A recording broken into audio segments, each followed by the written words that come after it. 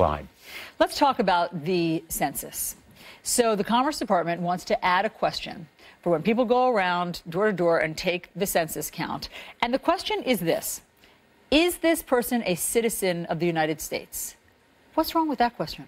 First, it violates the Constitution, which Why? requires census tabulation to be done on every person, everyone who lives in the United States, not necessarily just on citizens.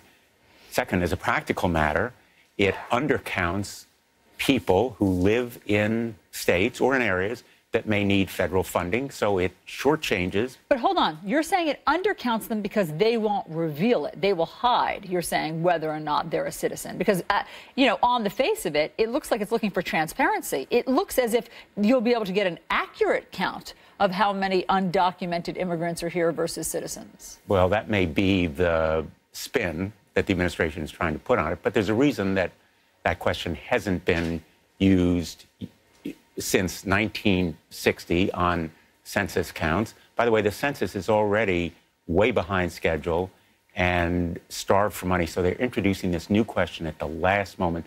But the practical effect will be to shortchange areas of the country where there are a large number of undocumented people. And you know, because you live in this part of the country, that a lot of these folks have lived here for literally decades. They've started businesses, raised families, and they may be in need of certain kinds of assistance, or their states may be. Yes, sure, but you hear the other side. I mean, what the White House is saying, or the Commerce Department, is that we need to know accurate numbers. We need to know in a sovereign country how many people really live here and how many undocumented immigrants are. Let me read you what Senator Marco Rubio just tweeted this morning.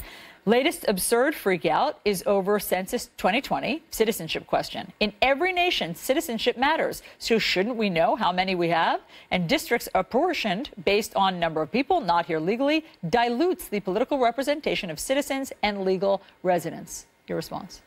We should know, but not through the census, which constitutionally, remember, it's required constitutionally that it count every person, everyone who lives here, not every citizen. That's the law, and there's a reason for the law, which is we want to know what the characteristics are of our total population, not just of citizens. You're right.